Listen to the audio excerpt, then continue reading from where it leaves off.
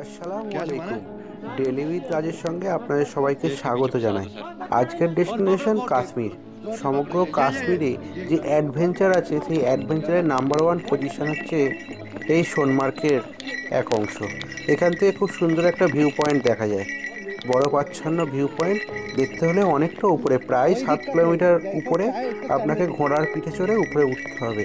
এই চড়াই পথটা খুব ভয়ানক, আর নরম মনের মানুষটা না ওঠাই ভালো। যাওয়ার আগে এই ভিডিওটা একবার অন্তত আপনারা দেখে নেবেন। উপরে ওঠার সময় এতটাই খাড়াই পথ ছিল, তা আমি ভয়েসটা দিতে পারলাম না। তারই মাঝে আপনাদের একটা ভয়ানক ভূতের গল্প শোনালাম।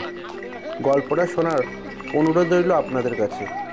যদি গল্পটা একটু ভালো লেগে থাকে আর ভিডিওটা যদি একটু ভালো লেগে থাকে, লাইক শেয়ার কমেন্ট করতে একদমই ভুল করবেন না। চলুন গল্পটা শুরু করা যাক। অফিস থেকে বাড়ি ফিরে এসে দরজার চাবিটা খুলতে যেতেই সিঁড়ির ওপর থেকে বাড়িওয়ালা সন্নিপন বাবুর গলা পেল। অনুষ্ঠুপ, এই যে আগে এদিকে একটু শুনে যাও। অনুষ্ঠুপ সিঁড়ি বেয়ে দোতলায় উঠে এলো। সন্দীপন বাবু বেশ গম্ভীর মুখ করেই সিঁড়ির ওপরে দাঁড়িয়ে আছেন, হাতে একটা বড় সড়ো পার্সেল। অনুষ্ঠুর কাছে আসতেই পার্সেলটা হাতে ধরিয়ে দিয়ে রীতিমতো বললেন, শোনো, দুপুরবেলা একটু বিশ্রাম নিও, বুঝেছ? তোমার এই রোজ রোজ অনলাইনের কেনাকাটার জিনিস দিতে এসে ট্যা করে বেল বাজিয়ে জ্বালাতন করবে, এটা আমি কিন্তু সহ্য করব না। হয় তোমরা বাড়ি ছেড়ে দাও, নইলে অনলাইনে কেনাকাটা বন্ধ করো।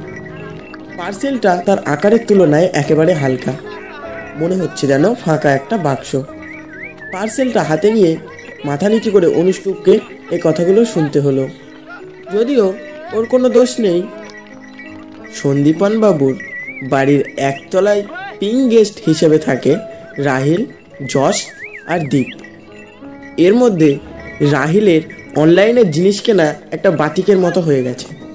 টুথপেস্ট, মশা মারার ব্যাট, মোবাইল, ল্যাপটপ ইত্যাদি জিনিস সব কিছুই রাহিল অনলাইনে কেনে। তাই রোজই কিছু না কিছু ডেলিভারি আসে। তাই সন্দীপনবাবুর গজগজানি, সেটাকে দোষ দেওয়া যায় না। সন্দীপনবাবু এই কড়া কথাগুলো বলার পরে তার ঘরে ঢুকে গিয়ে দড়াম করে দরজাটা বন্ধ করে দিলেন। সিঁড়ি দিয়ে নামতে নামতে বেজায় রাগ হলো অনুষ্ঠুপের। সারাদিন অফিসের হাড় ভাঙা খাটাখাটনির পর ক্লান্ত শরীরে বাড়ি ফিরতেই কথাগুলো শুনতে হলো। ঘরে ঢুকে খাটের ওপর পার্সেলটা ছুঁড়ে ফেলে দিয়ে রাহিলকে ফোন করলো। ফোনটা বেজেই গেল। অবশ্য রাহিল অফিসের ডেস্কে থাকলে ফোন ধরতে পারে না। কথা বলতে না পেরে অনুষ্ঠুপের রাগটা আরও বেড়ে গেল। যশ, জিৎ তারাও নেই এখন। কিছুদিনের জন্য তারা বাড়িতে গেছে। মনের রাগ মেটাতে মনের কথাগুলো হোয়াটসঅ্যাপে লিখে পার্সেলটার একটা ফটো তুলে রাহিলকে পাঠিয়ে দিল। মিনত মাসি প্রতিদিনকার মতো রাতের জলখাবার তৈরি করে দিয়ে গেল। টিভিটা চালিয়ে ভারত আর অস্ট্রেলিয়ার ম্যাচ দেখতে দেখতে একটা বিজ্ঞাপনের বিরতিতে মোবাইলের দিকে তাকিয়ে রাহিলের হোয়াটসঅ্যাপে উত্তরটা দেওয়াতে খুবই অবাক হলাম। রাহিল লিখেছে, তুই আমার ওপর শুধু শুধু রাগ করছিস। প্রথমত, আমি এখন অনলাইন সব ডেলিভারির অফিসে নেই, আর দ্বিতীয়ত আমার এখন ডেলিভারি আসার কথাও না। তুই পার্সেলের যে ফটোটা পাঠিয়েছিস সেটা আরেকবার ভালো করে দেখ, তোর নামেই লেখা আছে। অনুষ্ঠুপের প্রথমে বিশ্বাস হলো না। নিজে তো কখনো অনলাইনে অর্ডার দেয় না। আগে খেয়াল করেনি। যে ফটোটা তুলে রাহিলকে পাঠিয়েছিল সেটা জুম করে দেখলো রাহিল সত্যি কথাই লিখেছে। পার্সেলের লেবেলে স্পষ্ট লেখা আছে যেই নামটি, সেটি হলো অনুষ্ঠুপ বন্দ্যোপাধ্যায়। অবশ্য ফটোটা জুম করে দেখার দরকার ছিল না। পাশের ঘরে রাহিলের খাটের ওপরেই পড়ে আছে পার্সেলটা। নিজের চোখকে আরেকবার বিশ্বাস করানোর জন্য রাহিলের খাট থেকে পার্সেলটা তুলে লেবেলটা ভালো করে দেখলো আরেকবার। না, কোনো ভুল নয়।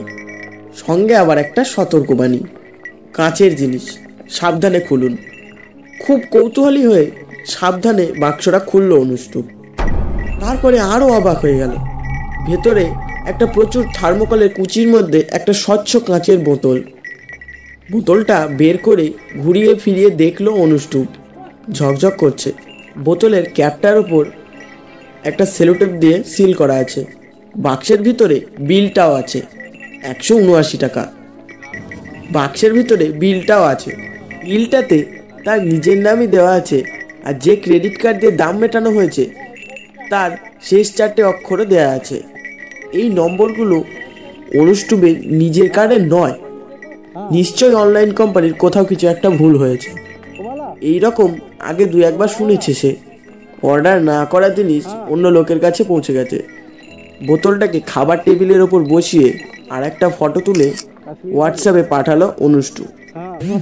রাহিল উত্তরে লিখলো, দাঁড়া, একটু সময় পেলেই ওদের ইমেল করে জানাচ্ছি। তোকে আর একটা জিনিস জানিয়ে রাখি, আজ ডবল ডিউটি করছি, নাইট শিফট করে কাল সকালে ফিরবো। বেশ কিছুক্ষণ ভারত ও অস্ট্রেলিয়ার ম্যাচ দেখে রাতের খাবার খেতে বসলো অনুষ্টু। তখন আবার চোখে পড়ল বোতলটা। ব্যাপারটা যতক্ষণ না জানা যাচ্ছে একটা অস্বস্তি হচ্ছে। তার মধ্যেই কানে এলো সিঁড়িতে একটা ভারী চটির আওয়াজ, তারপর স্কলারশিপের গেট টানার আওয়াজ। তার মানে রাত্রি ঠিক 10:30 বাজলো। সন্নিপনবাবু এই সময় নিচে নেমে সদর দরজাটা বন্ধ করে দেন। এই বাড়ির নিয়ম হচ্ছে 10:30টার আগে বাড়ি ফিরতে হবে। আজ অবশ্য আর কোনো অসুবিধা নেই, জর্জি তো নেই, রাহিলও রাতে বাড়ি ফিরবে না। খেয়ে উঠে হাত ধুয়ে বোতলটিকে আবার বাক্সে রেখে দেবে ভাবলো অনুষ্টু। কালকে রাহিলকে বলে বোতলটা ফেরত পাঠাতে হবে। কিন্তু বোতলটা হাতে নিয়ে আর একটা কৌতূহল হলো। ফাঁকা বোতলের ক্যাপটা সেলোটেপ দিয়ে সিল করা আছে কেন? সেই কৌতূহল মেটাতেই ক্যাপটা খুলে কৌতূহল মেটালো অনুষ্টু। তারপর হালকা একটা গন্ধ নাকে এসে ঠেকলো তার। বোতলটা উঠিয়ে নাকের কাছে নিয়ে এলো। যেটা হালকা গন্ধ মনে হচ্ছিল সেটা আসলে একটু কড়া, অনেকটা কর্পূরের মতো।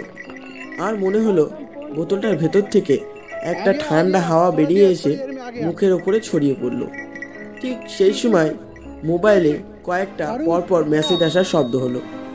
বোতলটা রেখে ফোনটা তুলে দেখলো একই মেসেজ 4-5 বার পাঠিয়েছে রাহিল। তুই এখনই বোতলটা বাড়ির বাইরে গিয়ে ফেলে দিয়ে আয়। অনুষ্টু লিখলো, কেন? তুই শিগগির আগে ফেলে দিয়ে আয়, তারপর তোকে বলছি কেন। বাড়ির বাইরে তো আর যাওয়া সম্ভব নয়। সন্দীপনবাবু স্কলারশিপের গেটে তালা দিয়ে দিয়েছেন। জানলার গ্রিলের ফাঁক দিয়েও বোতলটা ফেলা যাবে না। ইস, যদি আরেকটু আগে জানাতে পারতাম তোকে। তুই কিন্তু একদম বোতলের ক্যাপ করা সিলটা খুলবি না।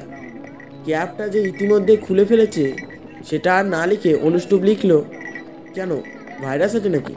ভাইরাসের চেয়ে অনেক বেশি সাংঘাতিক জিনিস। আমি তোর পাঠানো ফটোটা থেকে রিসার্চ করে জানতে পেরেছি আত্মা। আত্মা? তাই আবার হয় নাকি? তোর বিশ্বাস না হলে ইন্টারনেটে সার্চ করে দেখেন। অনেক সময় অদ্ভুতভাবে লোকের বাড়িতে ডেলিভারি হয়ে যাচ্ছে। রাহিলকে আর কিছু লিখলো না অনুষ্টুপ। ভূত পেতে সেরকম বিশ্বাস না থাকলেও ব্যাপারটা বেশ অস্বস্তিজনক। বোতলের ভিতর থেকে কর্পূরের হাওয়া এবং ঠান্ডা বাতাসটিকে অস্বীকার করা যায় না। ব্যাপারটা ভাবতে ভাবতে আলো নিভিয়ে শুয়ে পড়লো, কিন্তু অস্বস্তিটা গেল না। রাহিলের অনেক রকম কুসংস্কারে বিশ্বাস আছে। সত্যি কি এভাবে বোতলে ভরা আত্মা পাওয়া যায়? শুয়ে শুয়ে মোবাইল থেকে ইন্টারনেটে সার্চ করে দেখলো অনুষ্টুপ এবং তাজ্জব হয়ে গেল। অনলাইনে সত্যি বোতলে ভরা আত্মা কিনতে পাওয়া যায়। বেশ কয়েকটা সাইট আছে। ওর নামে পার্সেল এসেছে যেই কোম্পানি থেকে, তাদের সাইডেও পাওয়া যায়। শুধু তাই নয়, এরকম বোতলে ভরা আত্মা যারা কিনেছে তারা সেই আত্মার গুণাগুণ এবং অনেক অভিজ্ঞতার কথা লিখেছে। গাটা ছমছম করে উঠলেও এক দুর্নিবার আকর্ষণে কথাগুলো পড়তে ছাড়লো না অনুষ্টুপ। একটা করে অভিজ্ঞতা পড়ে মোবাইলটা বন্ধ করে বালিশের পাশে রেখে দিয়ে একটু পরে ছটপট করে আবার ফোনটা খুলে নিয়ে আর একটা অভিজ্ঞতা পড়তে লাগলো। এভাবেই একবার বালিশের পাশে ফোনটা রেখে 7-5 চিন্তা করে আর একবার ফোনটা খুলতে যাবে, এমন সময় একটা আওয়াজ শুনতে পেল।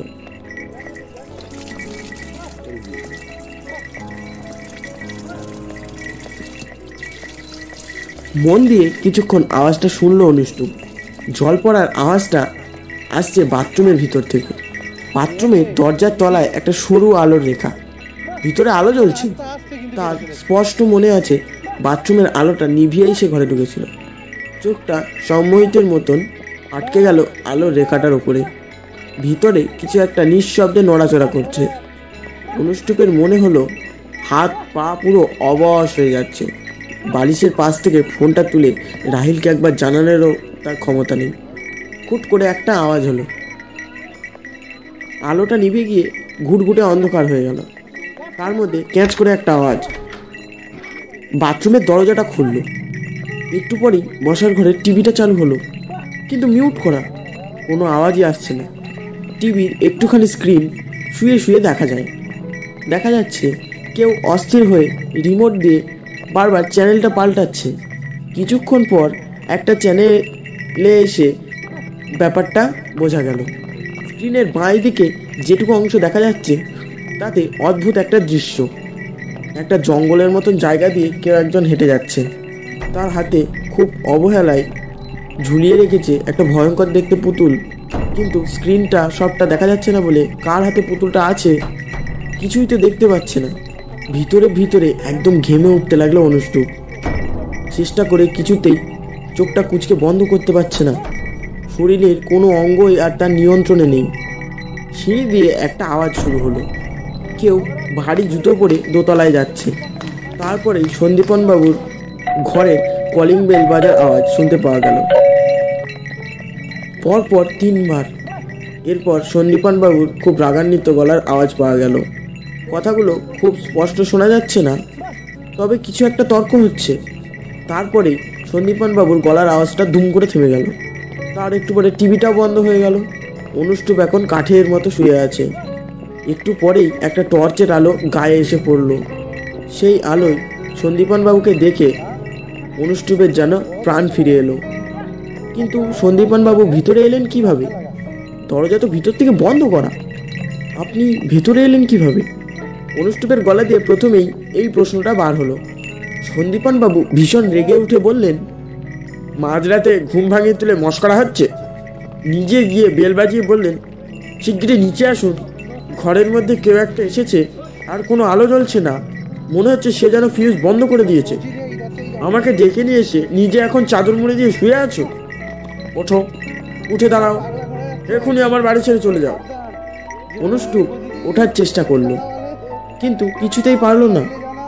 অসহায় হয়ে বলল, বিশ্বাস করুন, আমি কিছুতেই উঠতে পারছি না। তোমার মস্করার একটা সীমা থাকা উচিত। এখনই তুমি আমাকে উপরে ডাকতে গিয়েছিলে, আর এখনই বলছো বিছানা ছেড়ে উঠতে পারছো না। বিশ্বাস করুন, কেউ একটা ভিতরে ঘুরে ফিরে বেড়াচ্ছে। তাকে আমি দেখতে পাচ্ছি না, কিন্তু সে আছে। কে? কোনো চোর ঢুকেছে? চোর নয়, আত্মা। আত্মা? তা এই আত্মাটা বাড়ির মধ্যে এলো কিভাবে? ওই বোতলটাই করে বুঝি। সন্দীপনবাবু টর্চের আলোটা খাবারের টেবিলের ওপর ফেললেন।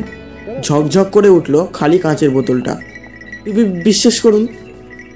সন্দীপনবাবু কথাটা শেষ করতে দিলেন না অনুষ্টুপকে। বলে উঠলেন, আর আত্মাটা সঙ্গে করে কি নিয়ে এসেছে? এইটে বুঝি? সন্দীপনবাবু নিজের বাঁ হাতের উপর আলোটা ফেললেন। সেই হাতে ধরা আছে সেই বিভৎস দেখতে পুতুলটা, যেটা একটুখানি আগেই টিভিতে দেখা যাচ্ছিল। সন্দীপনবাবু পুতুলটা অনুষ্টুপের বুকের ওপর বসালেন। বুকে অসম্ভব চাপ লাগতে লাগলো। সবকিছু যেন একটা ঝাপসা হয়ে অন্ধকার হয়ে গেল। চোখটা খুললো একসঙ্গে দুটো আওয়াজে। কলিং বেলটা বাজছে, আর বালিশের পাশে মোবাইলটাও। মোবাইলে রাহিল। ফোনটা ধরতেই বলল, মিনতি মাসি অনেকক্ষণ ধরে বেল বাজাচ্ছে, তুই উঠে দরজা খুলছিস না দেখে আমাকে ফোন করলো। যা দরজাটা খোল, তারপর আমার হোয়াটসঅ্যাপে মেসেজটা পড়ে নিস।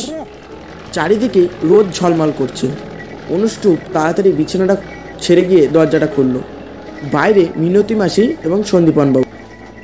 সন্দীপনবাবুর হাতে টুথব্রাশ, মুখে টুথপেস্টের ফেনা সামলে বলতে শুরু করলেন, ওই কি ব্যাপার কি? মিনতি কখন থেকে টাটা করে বেল বাজাচ্ছে, গোটা পাড়া জেনে গেল। এইসব আমি সহ্য করব না।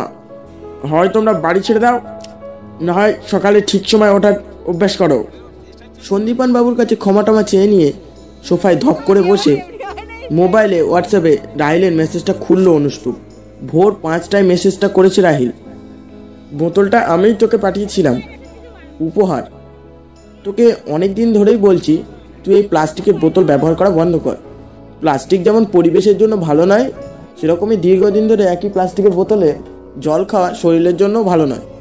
তোকে বারবার বলেছি কাঁচের বোতল ব্যবহার করতে, কিন্তু তুই পাত্তাই দিসনি, তাই তোকে এই উপহারটা দিলাম। বোতলের সঙ্গে আত্মার গল্পটা ফ্রি গিফট। আমি তোকে ইচ্ছে করেই ভূতের গল্পটা 10:30টার পর পাঠিয়েছি, যাতে সন্দীপনবাবু ঘরের দরজা বন্ধ করে দেয়। তারপর যেন তুই বোতলটা বাইরে ফেলতে না পারিস। তোর চরিত্র আমি এই কমাসে হাড়ে হাড়ে চিনে গেছি। তুই বোতলের ঢাকনাটা নিশ্চয়ই খুলেছিলি, কর্পূরের গন্ধও পেয়েছিস।